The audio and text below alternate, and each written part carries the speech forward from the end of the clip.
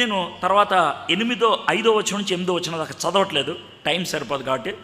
జరిగిన విషయం ఏంటంటే ఆ విషయంలో నేను ఒకటి నొక్కి ఒక్కాణించాలనుకుంటున్నాను. ఆహాబ్ గారు ఓబద్యా అని పిలిచాడు. నాకు అది బాగా నచ్చింది. ఓబద్యా అని పిలిచాడు అంటే తన రాజ్యంలో చాలామంది ఉన్నారు. ఓబద్యా పెద్ద అధికారి అయి ఉండకపోవచ్చు, ఎందుకంటే అధికారి అంటే ఆయన అధికారిని రాసి ఉండేవాడు. చాలామంది పండితులు నమ్మేది ఏంటంటే ఆయన ఫుడ్ ఇన్ఛార్జ్ అని పిలిపించి, బాబు ఓబద్యా నీళ్ళన్నీ అయిపోయినాయి అంట కదా. అవును సార్. ఎలాగయ్యా మరి? ఓ పని చేద్దామా, మన ఇద్దరం నీళ్లు వెతకడానికి వెళ్దామా? మన ఇద్దరం వెళ్దాం, నువ్వేమో ఈ డైరెక్షన్లో వెళ్ళు, నేనేమో ఈ డైరెక్షన్లో వెళ్తాను. ఓబద్యా కనుక నీళ్లు దొరికితే, జాగ్రత్తనండి, నీళ్లు దొరకనటువంటి ఆ సామ్రాజ్యంలో నీళ్లు దొరికితే ఎవడైనా చేసే పని ఏంటంటే నీళ్ళు అక్కడ ఉన్నాయి అని చెప్పరు, వీళ్ళే తాగేస్తారు. కానీ ఆహాబ్ మీద నమ్మకం ఉంది. ఆహాబ్కి ఓబద్యా మీద నమ్మకం ఉంది. ఏమని? వీడు ఇటెళ్ళి నీళ్లు దొరికితే నాకు చెప్తాడు, కాబట్టి నువ్వు ఇటెళ్ళు, నేను ఇటెళ్తాను. నేను అనుకుంటాను, ఆహాబు నువ్వు ఇటెళ్ళు, నేను ఇటెళ్తా, నేను కావాలంత డిలే చేస్తున్నా, నువ్వు ఇటెళ్ళు అని అన్నప్పుడు ఈ చెయ్యిని దేవుడు ఇలాగ అనిపించుండి ఉంటాడు, ఆహాబు యొక్క చెయ్యిని. ఎందుకు సార్ అంత డీటెయిల్స్ అవసరమా? మీరు కొంచెం ఓవర్ చేస్తున్నారు సార్ అని అనుకోవచ్చు. నేను చెప్తా ఎందుకని. దేవుడు ఆహాబు చెయ్యిని ఇటు ఓబద్యాకి, ఇటు నీకు అని ఎందుకని ఉంటాడంటే, ఇటేపు ఓబద్యా వెళ్తే ఏలియాని కలుస్తాడు. ఇటేపు ఉన్నాడు ఏలియా, ఇటేపు లేడు. మీకు అర్థమవుతుందా? డీటెయిల్స్. ఈరోజు ఈ నన్ను ఎందుకు కలిశాడు, ఈరోజు ఇది ఎందుకు నన్ను కలిసింది? దేవుడు కల్పించాడు మిమ్మల్ని. దేవుడు కల్పించాడంటే దాని వెనకాల ఏదో ఉంది. నా లైఫ్లో అలాగ కలుసుకున్న వాళ్ళు చాలామంది ఉన్నారు. చాలా దేశాలకు వెళ్తాను, ఊహించని పరిస్థితుల్లో నేను కలుసుకున్నాను మనుషుల్ని, ఊహించని పరిస్థితుల్లో. ఇక్కడ ఎవరుంటారు అనేది అనుకుంటాం, కానీ కలుసుకున్నాం. ఒకసారి లండన్లో నేను ఒక ఫ్లైట్లో దిగా, ఇంకో ఫ్లైట్ ఎక్కాలి. ఈ టెర్మినల్ నుంచి ఆ టెర్మినల్కి అండర్ గ్రౌండ్లోంచి నడుచుకుంటూ వెళ్ళాలన్నారు. చాలా టైం పడుతుంది అన్నారు, 20 minutes పడుతుంది అన్నారు. నాకు టైం తక్కువ ఉంది. మధ్యలో ఈ లండన్లో విపరీతమైన చెక్కింగ్లు ఉంటాయి. ఒకవేళ మనం పౌడర్ ఉపయోగిస్తుంటే పౌడర్ ఓపెన్ చేసి కొంచెం చేసుకొని వాసన చూసి మరి పెడతాడు. అంత టైం తీసుకుంటాడు. అంత జాగ్రత్త సునిశ్చితంగా చేస్తారు. టైం అయిపోతుంది. నాకేమో వారికోస్ వెయిన్ ఆపరేషన్ అయింది కాబట్టి పెయిన్ వస్తుంది, ఏం చేయాలో అర్థం కావట్లా, టైం అయిపోతుందని టెన్షన్లో ఉంది. అక్కడికి వెళ్తే పెద్ద లైన్ ఉంది. ఏం చేయాలరా బాబు అని ప్రభువా అని అనుకుంటా ఉంటే ఓ సూటు బూటు వేసుకొని ఆయన అన్నా అని అన్నాడు. ఈడెవడో మనకు తెలీదు. బ్రదర్ మిమ్మల్ని గుర్తుపట్టలేదు. పర్లేదన్నా, హైదరాబాద్ మీటింగ్స్లో మీరు సువార్త చెప్తుంటే నేను మారుమనసు పొందా. ఓ థ్యాంక్ యూ బాబు అంటే ఏంటన్నా అన్నాడు. అదే నేను పలానా ఫ్లైట్ ఎక్కాలి అన్న, తన టైం అయిపోతుంది కదా అన్నాడు. రండి నేను తీసుకెళ్ళిపోతాను. తిన్నగా ఫ్లైట్ ఎక్కించాడు. దేవుడు మనల్ని కలిపేటువంటి విధానాలు చూస్తే ఊహించలేం. సో దేవుడు ఆర్కెస్ట్రేట్ చేశాడంటారు దీన్ని, ఈ పదాన్ని ఉపయోగిస్తాడంటే దేవుడు ఆ విధంగా సమకూర్చి పెడతాడు. ఆయన సమకూర్చి పెడతాడు. ఈ సమకూర్చి పెట్టే దాంట్లో జాగ్రత్త అంటే దెబ్బలు కూడా తగులుతాయి. దేవుడు దెబ్బ తగిలేటట్లు చేసేది పెద్ద దెబ్బ నుంచి తప్పించడానికి. మీకు అర్థమవుతుందా? దేవుడు దెబ్బ తగిలేటట్లు చేసేది పెద్ద దెబ్బ నుంచి తగిలించడానికి. నా లైఫ్లో ఉన్నది. ఒకసారి నేను బస్సు ఎక్కాలి. బస్సు ఎక్కడానికి వెళ్తే కలిదిండి దగ్గర, కైకులూరు కలిదిండి దగ్గర నన్ను తోస్తే కింద పడిపోయాను. నేను వెళ్ళిపోతే బస్సు వెళ్ళిపోయింది. బాగా తిట్టుకున్నాను దేవుడిని. ఏం ప్రభా బస్సు కూడా ఎక్కించలా నువ్వు కనీసం, నేనేమన్నా కారు ఇమ్మన్నానా ఏంటి అది అనుకుని అలా నుంచొని ఉంటే బస్సు వెళ్ళిపోయిన ఒక మెటడార్ వచ్చింది. మెటడార్ సార్ కలిదిండి వెళ్తుంది ఎక్కుతారా అని ఎక్కువ కూర్చున్నా. డ్రైవర్ సీట్ పక్కన మన సీటు. నేను దేవుణ్ణి తిట్లని గుర్తొచ్చినాయి. నేను ఏమన్నా కారు అడిగానా అని, కారు వచ్చింది. నేను ఏమన్నా సీట్ అడిగానా, సీట్ వచ్చింది. కూర్చొని ఉన్నా. అది జాగ్రత్తగానండి. నేను అప్పటికి చాలా ఫ్రస్ట్రేట్ అయిపోయి ఉన్నానేమో, టెన్షన్తో నిద్రపోయాను. అలాగా కొద్దిసేపు అన్నాక కారు అయిపోయింది. చల్లటి గాలి తగులుతుంది. ఉలుక్కుపడి లేచి ఊరు వచ్చేసినాను. కంగారు పడకండి సార్ అని అన్నాడు.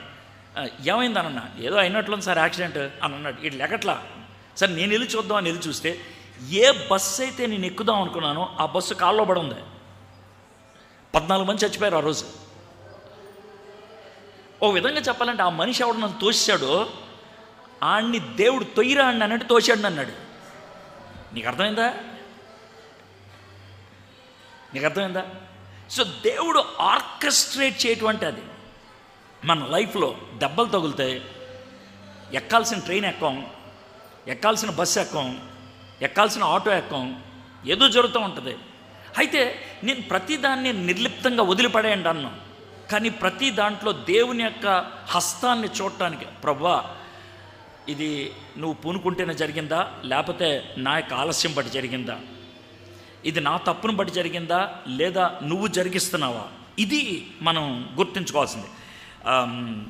ఈ సమకూర్చడం అనే దగ్గర సైన్స్ మాస్టర్లు చాలామంది ఉన్నారు, వాళ్ళ దగ్గర మాట్లాడటం కొంచెం భయంగానే చెప్తాను నేను అయినప్పుడు కూడా. ఏంటి అని అంటే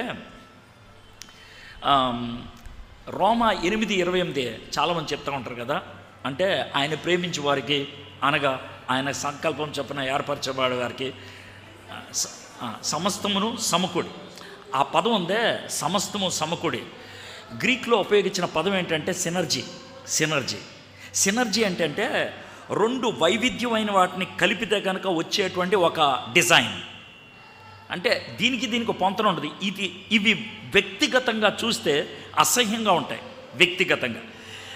వ్యక్తిగతంగా చూసేదాన్ని, అసహ్యంగా ఉన్నదాన్ని కలిపి ఒక రూపాన్ని తీసుకురావడమే సినర్జీ. మీకు ఒక ఎగ్జాంపుల్ చెప్తా. ఇది ధ్యానం చేస్తున్నప్పుడు మా ఇంట్లో జరిగిన విషయం. మా పాపని కొంచెం ఉప్పి అమ్మ అన్న, ఇలాగే తెలుగులో పెరుగులో ఉప్పి అమ్మ అన్న అని అంటే అది ఎందుకో కొంచెం వేరే మూడ్లో ఉంది, హుషారు మూడ్లో. అంటే సోడియం క్లోరైడా అన్నది ఏదో అట్లే అని అన్నా. అంటే అది ఇచ్చింది సోడియం క్లోరైడ్ అని వేసుకుంటా, అదే సోడియం క్లోరైడ్ వేసుకుంటున్నావా పాప అన్నది. అప్పుడు కూడా కోపంగా ఉంది నాకు.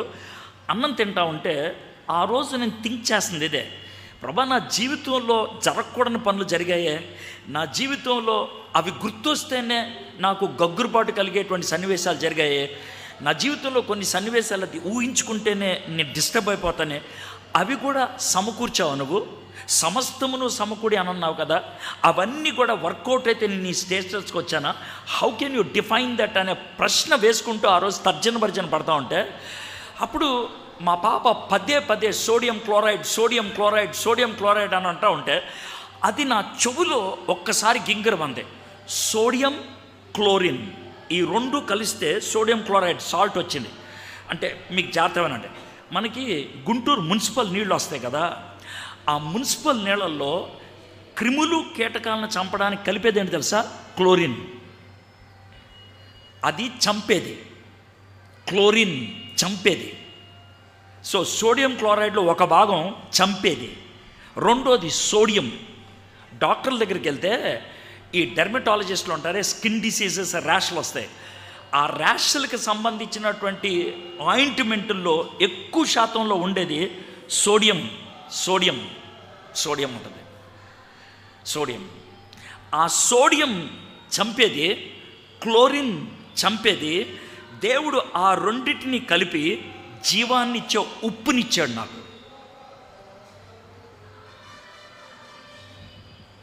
ఎస్, మన జీవితాల్లో దేవుడు కొన్ని ఆ రోట్లో వెళ్ళని తోసేసినట్లు పంపించేస్తే there is a lesson we have to learn అనే విషయం.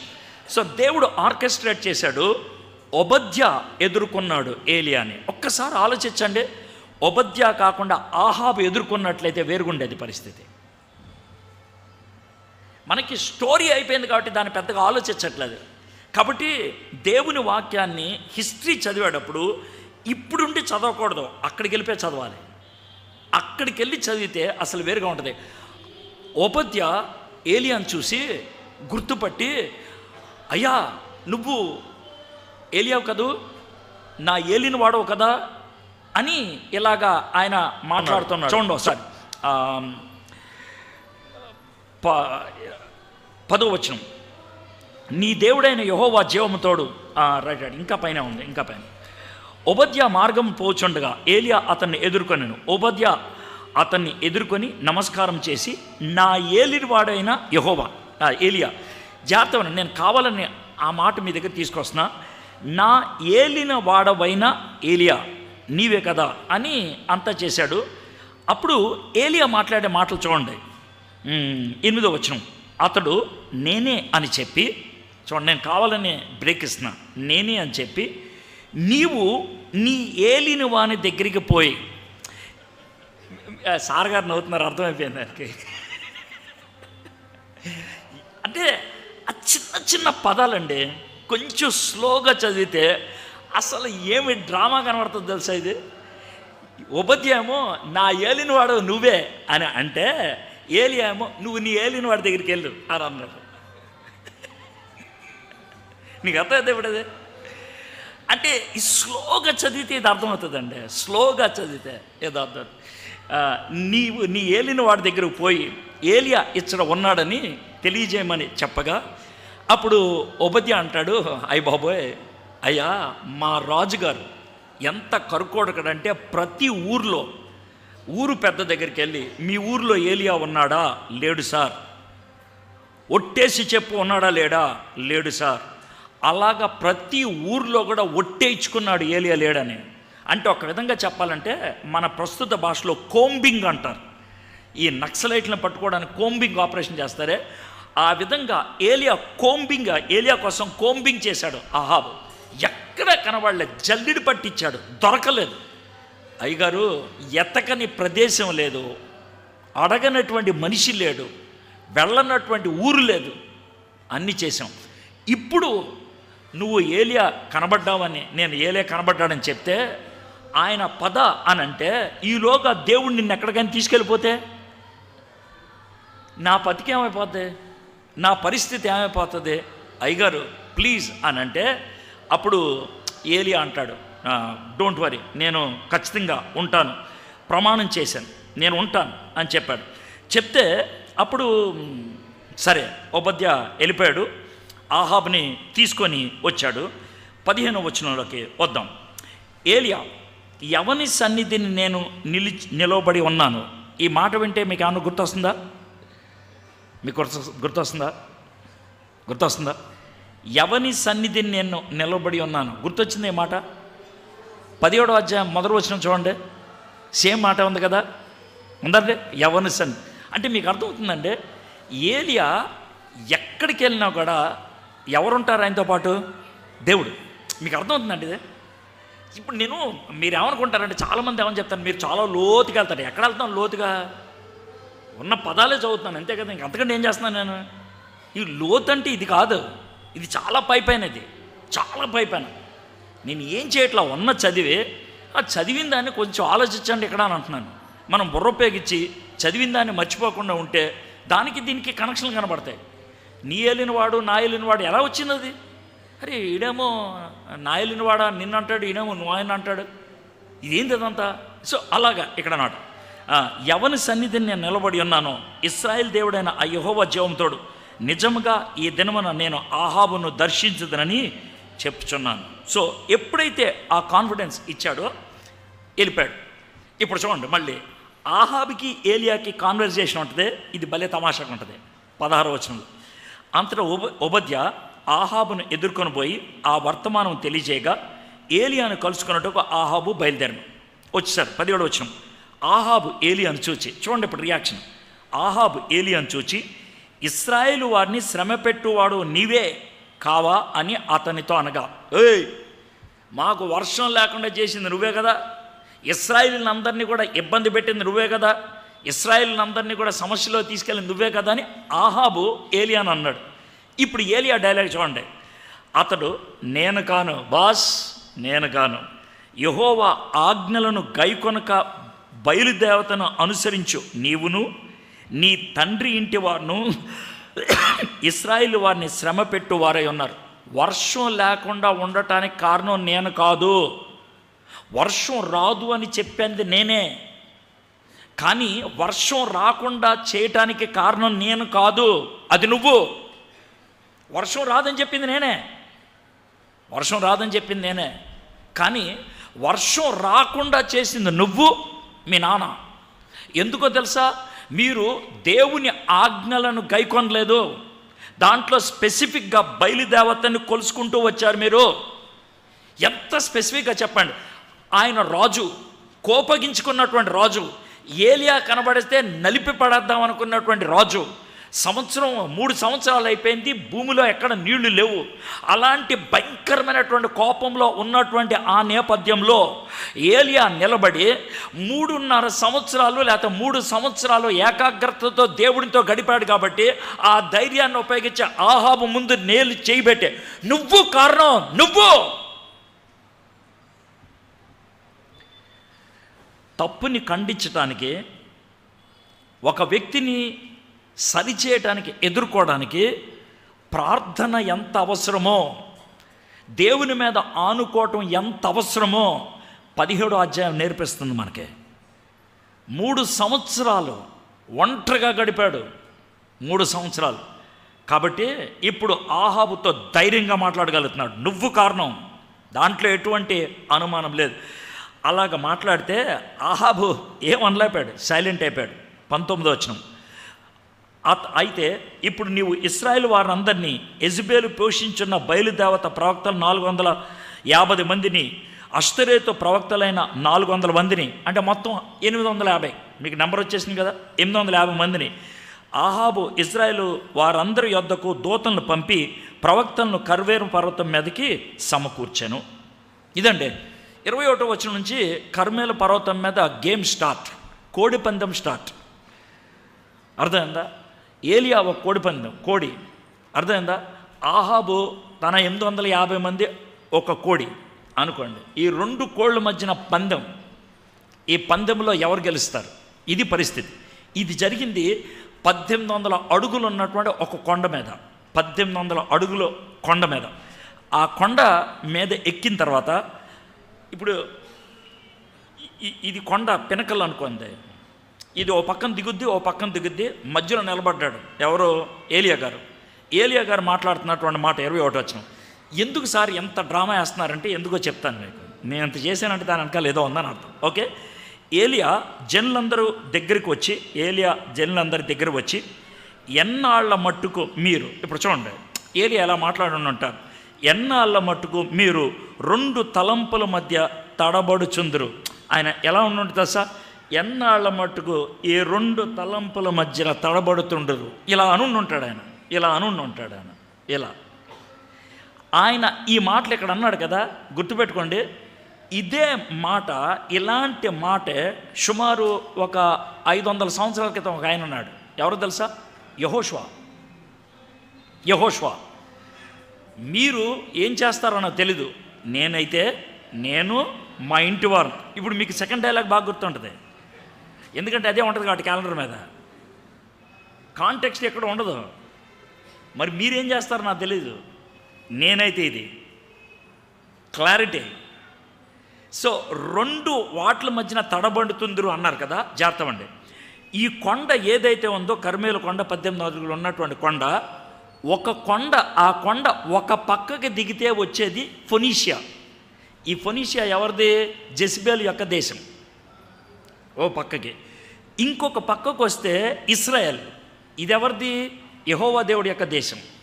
యెహోవా దేశం వర్సెస్ జెజబెల్ దేశం మధ్యలో నిలబడ్డాడు మనోడు, కొండెక్కి మాట్లాడుతున్నాడు. మీరు అటో ఇటో డిసైడ్ అయిపోండి. ఎంత క్లియర్గా ఉందో చూడండి. ఆయన భౌతికంగా బహుశా చూపించి ఉంటాడు, అటో ఇటో డిసైడ్ అయిపోండి, మధ్యలో ఎంతకాలం ఉంటారు. ఇది యెహోవా దేవుడైతే ఆయన్ని అనుసరించడే ఇశ్రాయేలు వైపు చూపిస్తాడు. బయలు దేవుడైతే వాణ్ణి అనుసరించడాన్ని ఇటు చూపించుండాడు. జనులు అతనికి ప్రత్యుత్తరముగా ఒక్క మాటైనను ఎందుకు పలకలాపారు తెలుసా? ఆయన చూపించేటువంటి హ్యాండ్ మూమెంట్స్ అర్థమైపోయినాయి. ఏం మాట్లాడలేపారు, సైలెంట్ అయిపోయారు. నువ్వు గోడెక్కి కూర్చోవద్దు, స్ట్రైట్ చెప్పు, ఏది కరెక్టో, ఏది చేయదలుచుకున్నావు అది చెప్పు అని అన్నాడు. సో ఇప్పుడు 22వ వచనంకి వచ్చేద్దాం. ఇప్పుడు కాంటెక్స్ట్ స్టార్ట్ అయిపోయింది. ఏలియా కాంటెస్ట్లోకి వచ్చేప్పటికి ఏమంటాడంటే, మీరు 850 మంది ఉన్నారు, నేను ఒక్కడనే ఉన్నాను. ఓ పని చేయండి, 2 జంతువులు తీసుకురండి, ఆ జంతువుల్ని ముక్కలు చేసేయండి. మీరు ఎక్కువ మంది ఉన్నారు కదా, మీరేం చేస్తారంటే మీరు ప్రార్థన చేయండి. మీరు ప్రార్థన చేసి ఏంటనంటే, నువ్వు వెలిగించకుండా, ఫైర్ మనం పెట్టకుండా, ఏ దేవుడైతే ఆకాశం నుంచి అగ్నిని కురిపిస్తాడో ఆ దేవుడే నిజమైన దేవుడు. ఇది ఏలియా ఇచ్చినటువంటి పందెం. అర్థమైందా? జాగ్రత్తగా అంటే నాకు కబడ్డీ ఆడటం అంటే వచ్చు, నాకు కబడ్డీ ఆడటం అంటే వచ్చు, మీకు తెలుసు నాకు కబడ్డీ ఆడటం అంటే వచ్చని అనుకుందాం. కబడ్డీ బాగా ఆడతాను నేను అనుకుందాం. ఎవడైనా నన్ను వచ్చి ఛాలెంజ్ చేస్తే ఏ గేమ్లో ఛాలెంజ్ చేయాలి? కదా కదా ఖోఖో ఆడతావా అంటే ఎలా ఉంటుంది? షటిల్ ఆడతావు అంటే ఎలా ఉంటుంది? బాగుంటుందా? అందం. కాబట్టి నీకు కబడ్డీ వచ్చుగా, కబడ్డీలో తెలుసుకుందా, బాగుంటుంది గేమ్. ఇప్పుడు జాగ్రత్త అండి, బయలుదేవత సంబంధించినటువంటి ప్రవక్తలు, అవును కదా? బయలుదేవుడు ఎవరికి దేవుడు తెలుసా? అసలు మీకు బయలుదేవుడి యొక్క బొమ్మ ఏంటో కూడా చెప్తే మీకు షాక్ తింటారు. బయలుదేవుడి యొక్క ఆ గొప్పతనం ఏంటంటే ఆయన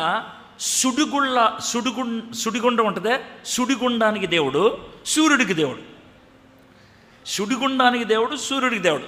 sun and storm, is god of sun and storm. అర్థమైందా? అంతేకాకుండా ఆయన అసలు ముఖ చిత్రం ఎలా ఉంటుంది తెలుసా? మీరు ఎలక్ట్రిసిటీ బోర్డు వాళ్ళ యొక్క లోగో తెలుసా మీకు? కరెంట్ వాళ్ళది. ఇలా ఒక మనిషి నుంచి ఉంటాడు, ఈ మధ్యలోంచి కరెంట్ వెళ్ళిపోతున్నట్టు ఉంటుంది తెలుసా? అది బయలుదేవత యొక్క బొమ్మ. స్పార్క్, స్పార్క్ అంటే అగ్నిని అలా పంపిస్తాడు ఆయన. అది ఆయన ప్రత్యేకం. మీ దేవుడు అగ్నిదేవుడు కదా, కదా? ఆ ఏరియాలో చూసుకుందామా? అది విషయం అన్నమాట. మీ దేవుడు అగ్నిదేవుడు కదా, చూసుకుందాం. ఆ ఏరియాలో, మీ ఏరియాలోకి వస్తున్నా, మీ ఏరియాలో చూసుకుందాం. ఓకే, ఏ దేవుడైతే అగ్నిని కురిపిస్తాడో ఆయన అసలైనటువంటి దేవుడు. అది ఆయన వార్నింగ్ ఇచ్చి మొదలుపెట్టాడు. తర్వాత మీకు స్టోరీ తెలిసిందే. వీళ్ళు ప్రార్థన చేశారు, మధ్యాహ్నం అయిపోయింది, మనోడు కాస్త విసికిచ్చాడు. ఎవరో? ఏలియా. మీ దేవుడు పడుకున్నాడేమో, బయటికి వెళ్ళాడేమో, భోంచేస్తున్నాడేమో, ఇలా చాలా అన్నీ విసికిచ్చాడు, చూసుకోండి అని అన్నాడు. ఆ తర్వాత గుర్తుపెట్టుకోండి, వాళ్ళు రక్తం కారేటట్లు కొట్టుకున్నారంట, రక్తం కారేటట్లు. అర్థమైందా? ఇప్పుడు మీరు గమనించినట్లయితే బైబిల్లో ఉన్నటువంటి దేవుడికి ప్రపంచంలో ఉన్నటువంటి మిగిలిన భక్తులకి తేడా ఉంటుంటే, బైబిల్లో ఉన్నటువంటి దేవుడు నీ సమర్పణ కావాలి అని అడుగుతాడు, పూర్తిగా నీ సమర్పణ. కానీ మిగిలిన దేవతలు కానీ దేవుళ్ళు కానీ సమర్పణ కోరరు. వాళ్ళు మన జీవితపు భాగాలు అడుగుతారు, శరీరంలో భాగం అడుగుతారు, మనస్సులో భాగం అడుగుతారు. పీసెస్, పీసెస్ అంటే పిఈఎస్ఈ కాదు, మొక్కలు, మొక్కలు అడుగుతారు, మొక్కలు. అందుకనే ఈ దేవతలకు సంబంధించిన వాళ్ళు, వేరు మతాలకు సంబంధించిన వాళ్ళు రక్తాన్ని చుమ్మటం ఇవన్నీ చేస్తారు. మనల్ని అలాంటి ఏం కోరలేదు ఆయన. హీ డిడ్ నాట్ ఆస్క్, నీ హృదయాన్ని నాకు ఇవ్వని అన్నాడు. సో సాయంత్రం అయిపోయింది. అయిపోయిన తర్వాత ఆ కమోషన్ మధ్యన ఇప్పుడు ఏలియా మాట్లాడటం మొదలు పెట్టాలి. అయితే ఒక చిన్న మాట, ఏలియా ఒక్కడే ఉన్నాడు, అవతల ఎంతమంది ఉన్నారు? 850. అయితే లెక్కలు మీకు తెలుసో లేదో నాకు తెలియదు. లెక్కలు ఒకటి నేర్పిస్తాను చూడండి. 850 ఇంటూ 0 ఎంత? చెప్పండి నాకు. 850 ఇంటూ 0. కానీ మనం 0 లెక్కేయకుండా అమ్మో 850 ఉన్నారు. అయితే ఏంటంట, 850 ఇంటూ 0 = 0. యువతలు ఎంతమంది ఉన్నారు? ఏలియా 1 ఇంటూ 1 ఎంత? 1 అగెయిన్స్ట్ 0 ఏది గెలుస్తుంది? కదా కదా, సింపుల్ లెక్కలవే. 850 ఇంటూ 0 అగెయిన్స్ట్ 1 ఇంటూ 1. సో మనం లెక్కలేసేప్పుడు వాళ్ళు ఎక్కువ మందిని జనం వేసుకొచ్చారా, వాళ్ళు ఎక్కువ మంది ఉన్నారా, వాళ్ళు అనేక మంది అన్నారు, అవ్వండొచ్చు. ఇంటూ 0 సరిపోద్ది. ఎంతమంది ఉంటే నాకే. అయితే ఏలియా వచ్చాడు. ఏలియా ఏం చేశాడంటే ముందు సిద్ధపరిచాడు. నేను జస్ట్ స్టోరీలాగా చెప్పుకుంటూ వస్తున్నాను. 27వ వచనం నుంచి, అప్పుడు ఏలియా నా దగ్గరికి రండి అని జనులందరితో చెప్పగా జనులందరూ అతని దగ్గరికి వచ్చిరి. అతడు క్రింద పడద్రోయబడి ఉన్న యెహోవా బలిపీఠమును బాగు చేసి, చాలా బాగా అనిపిస్తుంది. దేవుణ్ణి మనం ఏదైనా అడక్క ముందు ప్రిపరేషన్ చాలా బాగుంటుంది.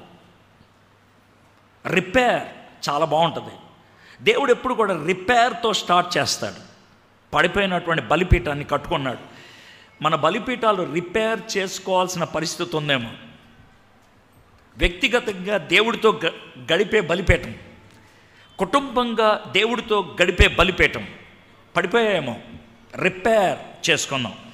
యెహోవాకు ప్రత్యక్షమై, నీ నామము ఇశ్రాయేలు నగు వాగ్దానము నొందిన యాకోబు సంతతి గోత్రములు లెక్క చొప్పున 12 రాళ్లను తీసుకొని ఆ రాళ్ల చేత యెహోవా నామమున ఒక బలిపీఠమును కట్టించి దాని చుట్టూ 2 మానికల గింజలు పట్టినంత లోతుగా కందకం ఒకటి త్రవ్వించి కట్టెలను క్రమంగా పేర్చి ఎద్దును తునకలుగా చేసి ఆ కట్టెల మీద ఉంచి. ఇశ్రాయేలీలు 10 గోత్రాలే, కానీ ఎన్ని రాళ్ళు పెట్టించాడు ఆయన? మళ్ళీ ఇక్కడ మన మైండ్లోకి ఏం తెచ్చుకుంటే బాగుంటుంది? సార్వత్రిక సంఘం. ఇశ్రాయేలు అనేటువంటి పెద్ద గుంపులో చిన్న భాగమే, కానీ ఏలియా ఆ కుంచిత భావంతో చోట్ల 12 రాళ్ళు పెట్టించాడు. సో మైండ్ ఎప్పుడు కూడా అందరూ అనేది మైండ్లో తను పెట్టుకొని ఆ విధంగా పెట్టాడు.